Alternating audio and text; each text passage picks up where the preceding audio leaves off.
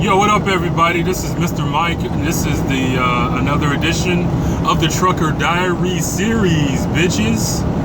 Where the fuck y'all been? You know what I'm saying? Where y'all been? I've been here. Where y'all been? You know what I'm saying? Yeah, my scheduling has been crazy. I mean, it's Mercury retrograde, all this shit going on. Mercury's rotation is slow as hell. It's causing all kinds of problems, you know what I'm saying? Logistical problems, you know, sometimes personal problems, you know, mental problems sometimes, you know what I mean? But I hope you guys are doing well out there. I'm over here, you know, it's Tuesday, July 20, whatever, I don't care. You know, I've been still trying to eat this healthy lifestyle. Yeah, I'm eating a lifestyle. I'm eating it. I'm eating a healthy lifestyle. The fuck you? What? You got a problem with that? That's what I'm doing. What you doing? You know what I'm saying? So I feel a little. I don't know. Something. I don't know. Life is so out of my control. I think one of the things I realized years ago is that I have no fucking control over anything but myself. So remember that, people. You know, when you're dealing with your loved ones, you're dealing with family, you're dealing with all this stuff, you can only control one thing, and it's yourself. You know, I have this ongoing battle in my head and just in life in general. I don't spend a lot of time with my son. And since I don't, it vexes me. And I'm doing what I can to do, you know, to take care of that, and, you know, but it does take time. You know, I just can't go and be like, fuck you, baby's mom. I want my child, and take him away. Which, you know, and he's so used to his mom and being safe or being nurtured or whatever by his mother. You know what I'm saying? So I had to go through it in this sort of game, this legal game. So first things first, I got to get my money up, and I'm trying to do all these things, and I just feel stagnated, and, you know, just sometimes I feel a little uncertain of myself. This shit happens. It's life. You know what I mean? So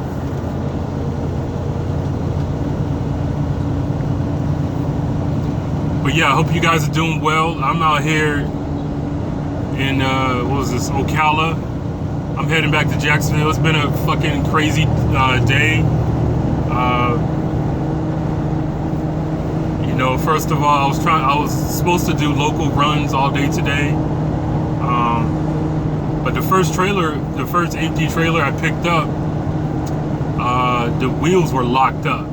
Meaning the tires on the trailer was locked up. There was something wrong with it. Every time I try to pull it, you know, try to drive with it, you know, the wheels would just lock up and it would just jerk me. So I couldn't take the thing, so I had to I had to sort of drag this locked up trailer to a certain location to where so I can put it in a safe place and then tag it out. So I did that this morning, and then I did my first little shuttle run, local run, and they were like, they called me, my company called me, was like, yo, we got some shit going on. We got drivers out here who ain't answering their phones, and we got loads to make. You know what I'm saying? So we need you to do this load. We need you to go to Ocala and come back, and then go to Alachua. So that's what I'm doing. I just left Ocala. I'm going back to Jacksonville, picking up another load, and then going to Alachua. So what the fuck y'all doing? I know y'all used to having office jobs. You know, you wake up 6:30, you know, get to work at 8, you do your shit, and then you go home. And then you can watch whatever fucking show you like, the Netflix shit. You know what I'm saying? All these shows that everybody be talking about. Because all we do is watch TV. You know what I'm saying? What the fuck is wrong with y'all, man? Why we can't read books no more? Why we can't have a civil conversation with another human being? Why we gotta be constantly on our phones and shit? Why we gotta be doing that? When we could be just we could just be civil, or just not even just civil. I mean, we're all civilians supposedly. All you white people out there, y'all some other shit. But why can't we just have a regular ass conversation without no distractions? If we turn everything off, what the fuck do we have to say? Not a damn thing. So we just fill the emptiness or the void or whatever with Netflix shit. I mean, I'm part of the problem. I watch a lot of old fight films and shit like that. There's one fight in particular I was watching. I'm gonna get into that. But yeah, why can't we do that, man? Why is this such a strain to be peaceful and cordial and to have a nice mental stimulating conversation? Why can't we have that? You know what I'm saying? Nah, I can't wait to get home, watch the show. The show is gonna be there. We don't live in this age anymore where you have to be home on time to watch your shows. Well, I'm coming home a little late, so I'm gonna miss the beginning of the episode. You ain't gotta worry about that shit no more. You ain't gotta do that. You can come home anytime you fucking want and then watch your shows. You know what I'm saying? You ain't gotta do that. You ain't gotta rush home. We don't have to be on social media.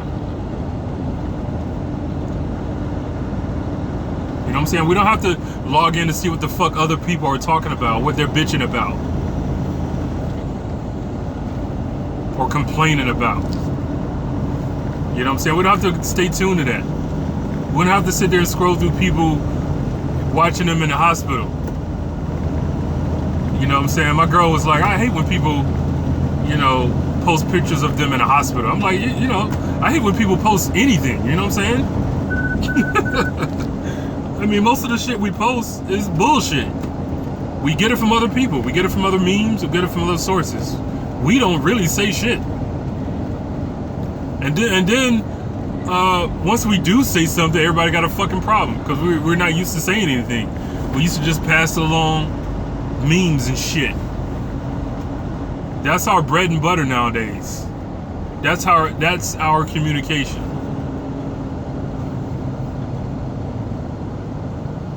So what's wrong with y'all, man? What's wrong with us? Not just y'all, me too. What's wrong with me? What the fuck is wrong with us? You know what I'm saying? But yeah, shout out to my girl, man. Yesterday we went out to she was in a truck with me again. And I love her. I love when she's, she's so like, I love when she's, with the truck, in the truck with me. She's so accommodating, and she's so, she's a little, I don't want to say OCD-ish, but she wants everything to be nice and neat and organized and nifty. So she's in the truck just organizing my shit. Most of the time, and make sure everything's clean. You know what I'm saying? She just puts her hands on shit and she's good about it. I mean, I would, in my old days, I would, be like, nah, I want my shit to be what it is. But I realize, organization is good. You know what I mean? I kind of understand that, I'm not out here like, nah, don't fucking touch my shit. As long as I can find my shit, I'm good. That's my thing. But she likes to put her hands on stuff, organize shit, you know what I'm saying? And or you should put this here or do that. Like, shut up.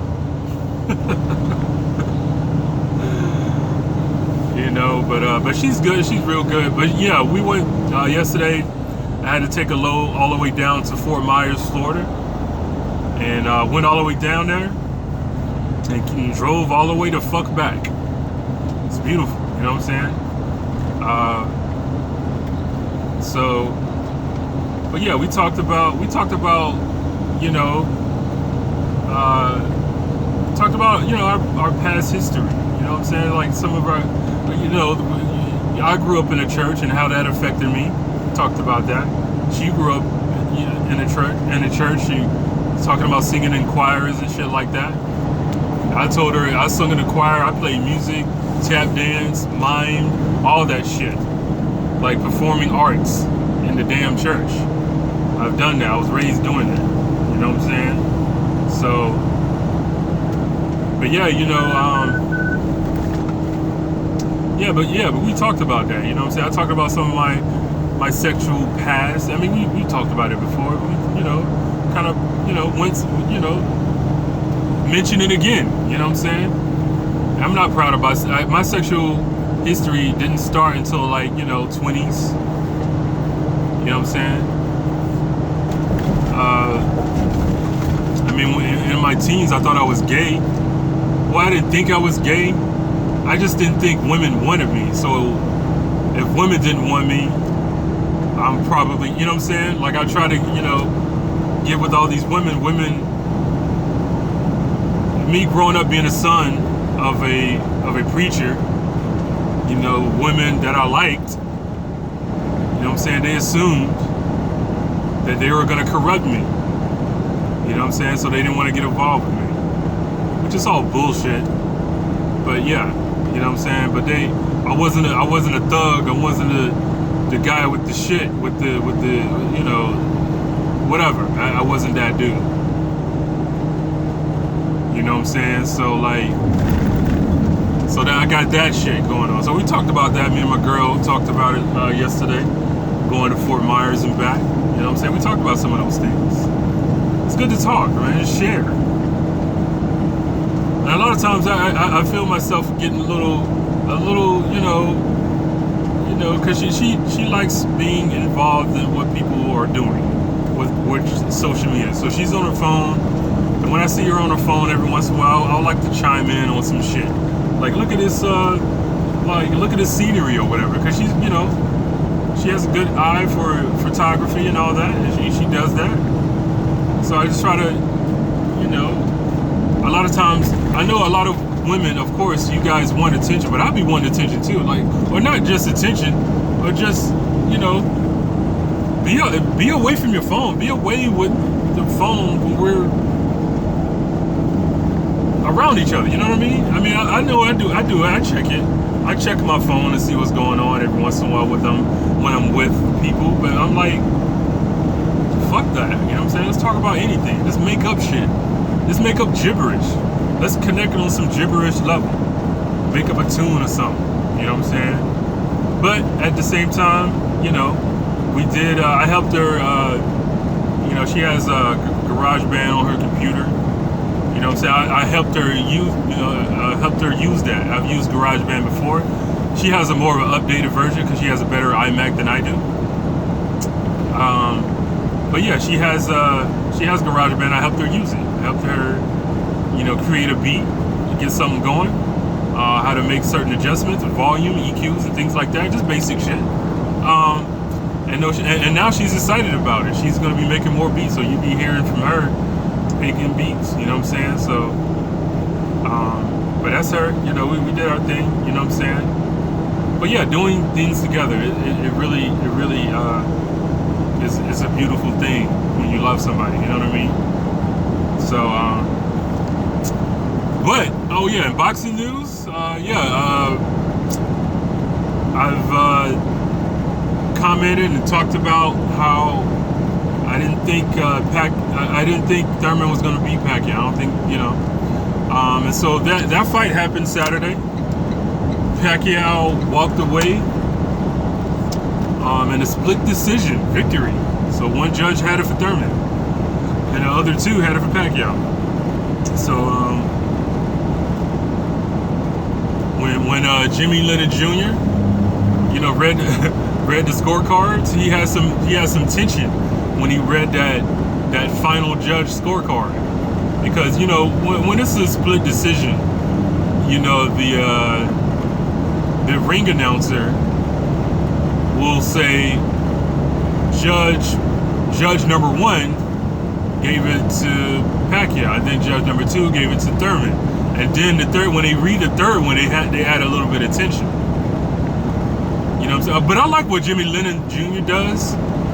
He automatically tells you before he reads the scorecards. He will say, "We have a split decision," and then he will read the scorecards. I like that. So now you know, okay, we have a split decision. So one guy, you know, at least one judge gave it to, you know what I'm saying? So you have a split idea of, you know what I'm saying? Not all three judges are in agreement with each other. You know what I mean? So you already have that. So when he says we have, after 12 rounds of boxing, we have a split decision. I like the way he does that. You know, other people don't do that. They'll just say, you know, after 12 rounds, we go to the scorecards and then they read it. But with Jimmy Lennon Jr., he'll tell you, we have whatever decision. We have a split decision, we have a majority decision, or we have a unanimous decision. And so he read, you know, judge number one gave it to Pacquiao. Judge number two gave it to Thurman, and then he said judge number three, and he gave a pause. Judge number three scores it, what was it, 115, 112, or whatever it was, to the winner by split decision. He is now the, you know, welterweight champion of the world. And there's a slight pause. And then he says, from Saragani Province, and then you know it's Pacquiao, you know what I mean? So I like that build up to it, you know what I mean? He's a very good, he's one of the best ring announcers. I like his voice, you know what I mean? Michael Buffer, I don't know if he's looking for a job, or I think he's with DAZN. I don't know what that is, but he's not with HBO because HBO boxing doesn't exist anymore, which is whatever. But yeah, the fight was a good fight. I think Pacquiao, you kind of see signs of Pacquiao. Of course, his speed is gone, but the motherfucker's tenacity and his wit, his boxing IQ, and his strength is still there. He was able to rock Thurman in the first round, which Thurman was really close to winning that first round. Could have set the tone of what it was.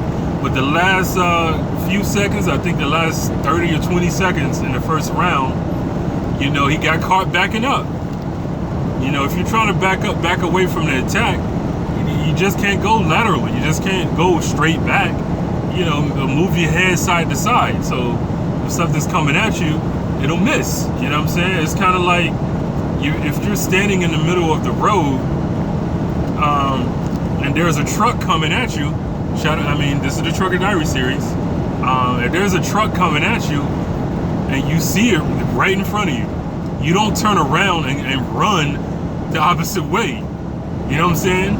You don't turn around and run the opposite way. You get out of the fucking road. You know what I'm saying? That's what you do. And so what Thurman did, he got caught backing up. Somebody's coming straight for you. A truck is coming straight for you, and you're gonna turn and you're gonna just back up instead of getting out of the direction of what's coming at you. You know what I'm saying? Get to the side of it. You know what I'm saying? And Thurman didn't do that. Thurman just backed straight up. Pacquiao was coming forward, throwing punches. Hit him with a very good body shot with his left hand. Boom. And then it momentarily stopped the movement of Thurman, because, you know, when he hit him in the stomach, his midsection, you know, did the little it back, but his head was still there. So after Pacquiao hit him with the left cross to the body, he went upstairs with a right hook, a quick, snappy right hook, and snapped his head. And Thurman goes and falls right on his ass, falls right on his back. You know what I'm saying? So that's what that was, man. You can't just back straight up. I mean, I'm not a boxing expert. I'm not even a speech expert. I can't even talk well. But I do know you don't back straight up. You know what I'm saying? You got to go to the side. Use your head. Use lateral movement, not just one way. You know what I'm saying? You got to go left and right. But yeah, Thurman got caught in the first round. It changed the whole thing. he got rocked, put on the canvas, got up, and then he lost the round, and that set the tone for the rest of the damn fight. After that fight, he's shell shocked. He didn't think he was gonna get put on the canvas. I didn't think Pacquiao was gonna put him on the canvas like that early. I thought he was gonna probably do it later on, but I didn't think in the first round. I didn't think that at all. And it was neck and neck. That first round was neck and neck. They were filling each other out. Thurman had the longer arms. He was using his body to a degree, his advantage. But he got caught slipping. Literally got caught slipping. Went back and fell on his ass. And so the second round, he's shell shocked. And Pacquiao just outworked him. He just really went through the punches, because Thurman landed some nice right hands, some good right hands, but it wasn't a kind of punch that's gonna stop Pacquiao from pursuing. Pacquiao pretty much pursued him throughout the fight. His stamina was a little questionable towards round 8, round 9. He slowed down his attack. He really started to feel a little bit of the effects of the right hands to the face that Pacquiao took. But Pacquiao, at the end of the day, he knew how to sort of steal rounds. You know what I mean? He would sort of take half the round, maybe 2/3 of the round off. And then the last minute or the last 30 seconds, he would just steal the round with a nice combination or a good body shot or a good right hook. And the thing about this particular fight, Pacquiao didn't really let loose with his left hand. And I think it's because he couldn't snap it the way he wanted. He couldn't pursue it the way he wanted because of Thurman's size and the way Thurman held his hands. So the right hand, Pacquiao's right hand, right jab, and right hook was pretty much the bread and butter, and a lot of body shots. But yeah, Pacquiao's right hand, took the show of the fight. Because the left hand wasn't there. He didn't let loose with his straight left hand. That signature left hand that he, knocked so many people out with. You know what I'm saying? He didn't use that. He used his left hand, during combinations, but he didn't do that left cross. He didn't use that much in his fight. And I was wanting him to do it too, because there was a lot of, towards the later rounds of the fight, there was a few lulls in the fight where I thought Pacquiao could have just let loose with a left hand and possibly put him out. But I think it was round 9 or round 9 or 10. I think it was 10 actually. Round 10, Thurman, was sort of, hurt, kind of chipping away to a degree. At a few rounds maybe. But Pacquiao landed a vicious body shot. And Thurman's body is a little questionable because he got hurt in the body with the Josecito Lopez fight. And it was a few fights ago with Keith Thurman. The guy with all the tattoos, I forgot his name. I want to say it's Diego Corrales, but I'm not sure. I'm not really sure if that was his name. But Thurman fought the guy. Thurman beat the guy, but the guy landed a vicious body shot. It was late in the fight too, and he hurt Thurman, and he almost put him on the canvas a few times. And Pacquiao did that same thing in the 10th round, landed a vicious body shot to the point where Thurman took a moment. He almost touched the canvas with his gloves. It hurt so bad he dropped his hands and backed away, and Pacquiao just sort of let him feel that pain for a little bit. Pacquiao looked at the ref to see if there was something. Did he do something illegal or anything? He didn't. It wasn't low. It wasn't a legal shot. It was a vicious body shot that Thurman took, and it fucking hurt. I could see the pain in his eyes. But yeah, I think Pacquiao being 40, and that was the big narrative. Pacquiao's 40 years old. He's 40 years old, and he's fighting one of the elite welterweights, and he just fucking outclassed him, outboxed him. he knew what he had to do to win, and he fucking did it. He fought like a champion. He is the champion, and he's still a force to be reckoned with. You know what I mean? So shout out to Pacquiao, and shout out to Thurman too. He took the loss well. It was his first loss. He took it well. You know, he talked a lot of shit. Which I think he did that knowing he was probably going to lose, and did it to hype up the fight and all this stuff. And you know, you got to do what you got to do. But Thurman took the loss really well. You know, his post conference, there was no controversy as far as him thinking he won the fight and shit, because it was a split decision.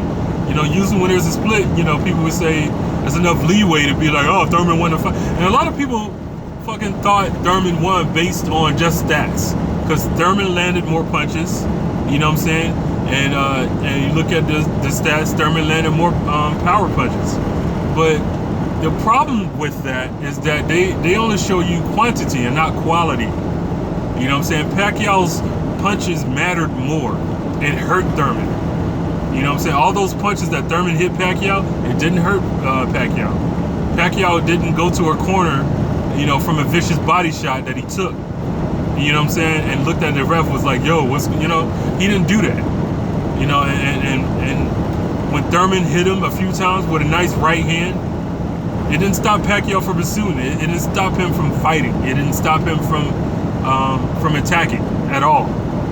You know what I'm saying? Pacquiao's punches put him on the canvas and hurt him throughout the fight. So you got to think quality punches. Pacquiao landed quality punches. Thurman did not. So it's kind of it's the I like to use this analogy. I used to use this. You know, shout out to my other podcast partner with Faro Matavo. You know, he used to get on me about, you know, stats and numbers, because we used to play a lot of fight night and shit like that. And so, but what he would do, you know, I would win the fights mostly when we played fight night, but he would land more punches. But I used to always tell him it's quality over quantity. Like if you punch a wall 20 times and barely made a dent, and I punched that same wall one time and bust a big ass hole in it, who did more damage? Not who did more work or who landed more punches, who did more fucking damage. Like if I hit that wall one time and I put a big ass hole in the wall, who you think did more damage? Compared to someone who punched the wall 20 times and didn't make a dent, made a little scratch maybe. You know what I'm saying? I punched the wall one time and it's a big ass hole in the wall. You know what I'm saying? So it's kind of, you got to look at it like that. So you people out there on Facebook, because I saw it. I saw you on the boxing pages that I'm a part of. I saw you guys putting out there, Thurman got robbed, and they post the stats. It's not about stats, people. It's about the quality of punches, clean and effective punches. Which punches were effective enough, and Pacquiao's punches were more effective to the point where his punches put him on the canvas, his punches hurt him, and his punches were more devastating throughout the fight. You got to look at that, people. You got to see that. And so I had Pacquiao winning 10 of 12 rounds. I only gave 2 rounds to Thurman. There was a lot of rounds that could have gone maybe either way, but Pacquiao pressed the gas more, and he was, you know, he pursued more, he attacked more. You know what I'm saying? Thurman's attacks, they were there, but they were in spots. And plus, his punches didn't affect Pacquiao at all. You know what I'm saying? Pacquiao's been there. He's felt harder punches, and when Pacquiao landed his punches, it hurt more. So he won the fight, and he won by split decision. So I mean, you know, one judge gave it to Thurman. You know what I'm saying? I don't agree with it, but I understand, because if you go just stats, okay, yeah, Thurman landed more punches. Yeah, okay, cool. But quality over quantity, people. That's what I'm saying. But yeah, good fight though. Good fight. You know, the prelim fight, the Ugas fight, I don't know what the fuck that was. That was one of the most boring fights I've ever seen. Ugas versus Figueroa, Omar Figueroa. Ugas landed a few combinations, kept leaning on the guy, kept holding the guy. I was kind of getting to the point where this dude Ugas may get disqualified from the constant holding. He likes to push the dude and then hit him instead of just letting his hands go in the beginning. He likes to push him. It's kind of like, you know, you want to make your opponent stand still in order for you to hit him. No, you gotta let your hands go. Nobody's gonna stand still for you to hit him. That's not gonna happen. You gotta make your opportunities. You know what I'm saying? And that's a good metaphor for life too. Like that's, you know, I'm tying boxing to life, because boxing is a metaphor for life. Boxing is a great metaphor for life. Listen to, oh shit, I need to slow my ass down. Teddy Atlas says that a lot. You listen to, ask Teddy Atlas, he'll tell you all day.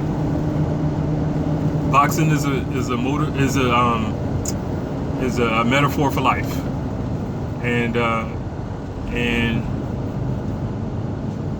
so, you know, I tie it to tie the metaphor to life, to life, to the point where, you know, yes, no one's gonna stand there and let you hit them. And in life, nothing is going to happen for you unless you make it happen. You know what I'm saying? Life is not gonna let you, you know what I'm saying? Life is not gonna let you attack like that.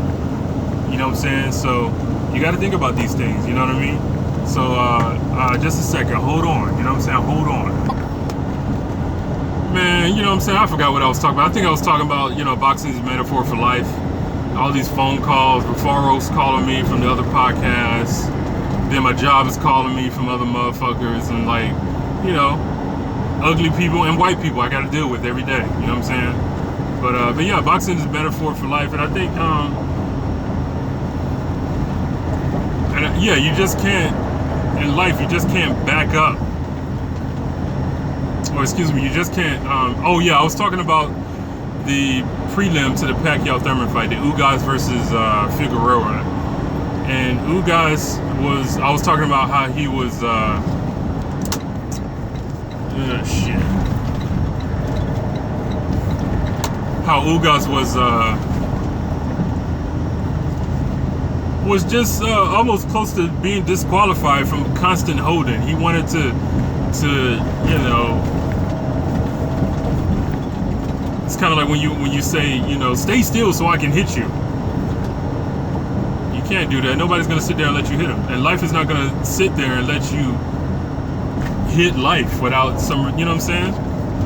That's why I was saying boxing is a great metaphor for life. I learned that from the great Teddy Atlas. He says it a lot. Check out his podcast called The Fight. You know what I'm saying? Got some things to say. But yes, of course, I have to give some acknowledgement. Passing of a great fighter, Pernell Sweet Pea Whitaker. He died at 55 from a car accident. Somebody hit him while he was walking down the street. You know, in Virginia Beach. Very tragic way to go out. I don't like that shit, you know what I mean? 55 years old, may he rest in peace. Very tragic story. It's just sad, man. It's just, damn, you know. I don't know what happened. It's just, he got hit by somebody while he was walking down the street. He got hit by a car. They said it was an accident. Like, I mean, that shit can happen to anybody. That's why I tell you guys to be safe out here in the streets. You don't know who's gonna be crossing the street. You're out here speeding, and when you're speeding, you're out of control, and you're looking at your phone and shit. You know what I'm saying? You guys are out here just fucking around, being irresponsible behind the wheel, and you take out legends like Pernell Sweet Pea Whitaker. And the crazy thing about that is that a week before his passing, I was revisiting and watching some of his old fights. I was watching the Whitaker versus Julio Cesar Chavez. I was just watching the fight. I didn't even remember the outcome of that fight, but I found out later because after he passed, I didn't finish watching the fight. I didn't finish watching that particular fight. I went to YouTube and watched it. I think I watched up to round 6, but apparently went 12, and that's one of the fights where very controversial. I think they gave it to Chavez, or it was a draw, but clearly, from what I saw, Whitaker was winning around. He was outboxing, using his footwork. Chavez couldn't really hit him with any meaningful punches. You know what I'm saying? And Pernell Whitaker was just outboxing him, using his feet, just placing his hands, you know, getting his combinations in, and then getting out. It was very good, very defensive. But yeah, I was just watching it, and then a week, you know, after that, or a few days after that, you know, just passed away on a Sunday night. Just got hit by a car. It's just crazy, man. So, R.I.P. to Pernell Whitaker. You guys be safe out here in the streets, people. Please. Please be safe, because there are lives in your hand, not just yours, not the people who are in your car or your truck or your vehicle. There are people out there other than that. People walking on the street, people on bicycles, people on motorcycles. You gotta keep your head on the swivel, people. You can't be having your head down and your goddamn phones all the time. So be safe out there, stay alert. You know what I'm saying? So, but anyways, you know what I'm saying? What up? How you doing? What y'all talking about? You know what I'm saying? I think the Lion King reboot motherfucking movie just came out, and I mean, I just love the original Lion King. I'm not excited about, and apparently didn't get the greatest reviews, because it's kind of like they said it was pretty much line by line. They just did it in a updated way. It's the same movie. So I don't know. I guess that was a cash grab from Disney or whoever made the movie. But whatever. You know what I'm saying? The original Lion King that's all you needed. It was a great movie. So.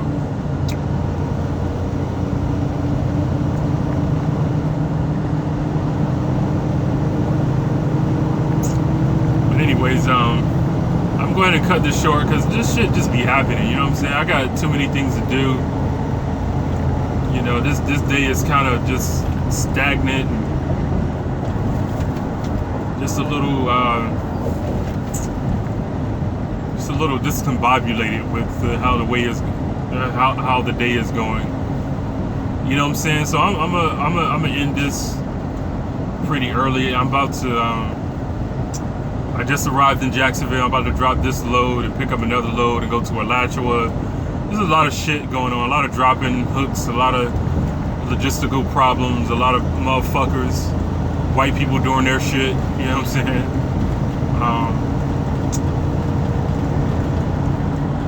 It's gonna be a point, man. It's coming soon. I'm just gonna drop all this shit. Probably just walk the earth. You know what I mean? Just fuck all this shit. Shout out to the other podcast that I'm a part of. Fuck all this shit. I'm just sitting here, I'm grinding all the time, I'm surviving, I'm not necessarily living, unless I'm with my child, or unless I'm with my girl, who's been with me on the truck. We make love, and we talk about love, and we're just in love.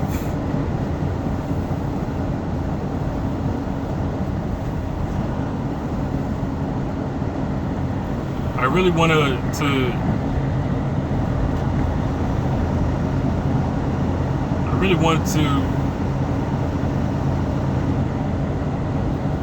hone in on the thoughts that I have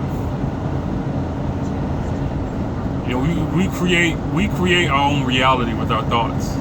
We create it. So if we're damaged or we're broken, we need to get that repaired. So we'll live in confidence, live with freedom, live with the insecurities and use them as our strengths. You know what I'm saying? And dictate our reality with our minds. I'm all about doing it, trying to do that, you know, or learning more about it. Because that's what it is, man. That's exactly what it is. We create our own reality. And a lot of realities that I've created in my mind are not the best realities. I have a mind of survival, doing the most work and getting little results and coming back and doing it again.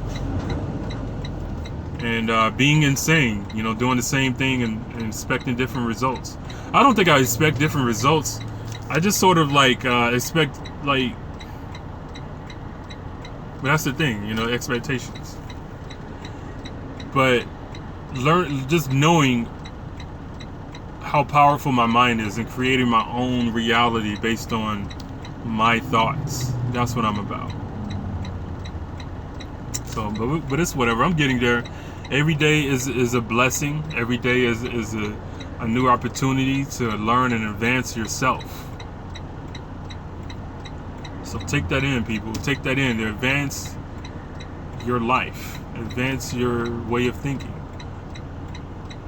Unlearn what you've learned and relearn them, or relearn something new and apply that to your life. Do not rely on old doctrine or old philosophies, or of course we evolved as human beings. If you don't evolve, if you stop evolving, you die. So every day is an evolution of self. And we just need to hone that and really create our reality based on our thoughts and have a healthy mind. So I hope you guys are doing that. That's what I'm trying to do. That's, you know, that's what this is all about. You know what I'm saying? If you're out there listening for some reason and you find my voice attractive, you find my voice exhilarating and lovely and beautiful, please keep listening and talk. You know, give me your comments. You know what I'm saying? But yeah, thank you for listening. If you're out there, this is the Trucker Diary series. This is Mr. Mike. I love you. This is not the. I don't feel like uppity, and you know. I guess it's the, you know, I go back to if you have a really good sexual lifestyle and then all of a sudden it stops for a moment, for a few days or maybe a week or whatever. You know, the depression, anxiety sets in. You know, so because your body's used to that intimacy, that love, that connection with another human being. It's spiritual, it's mental. You know what I'm saying? And then we just stop. You know what I'm saying?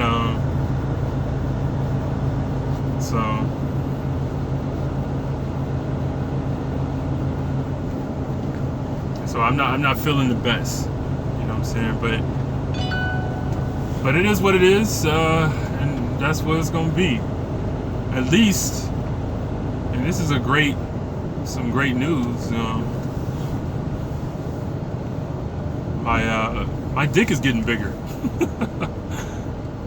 I mean, I noticed it, but it's kind of like, if I notice it, doesn't mean anything. But if somebody else notices it, such as my girl, she notices it. It's like you are hurting me. So that's not necessarily a good thing. I guess it's for my ego. I feel better about myself because my dick is getting bigger, big people. So on that note, thank y'all for listening. I appreciate you. I love you. Thank you for listening to the Trucker Diary series. This is Mr. Mike. Peace.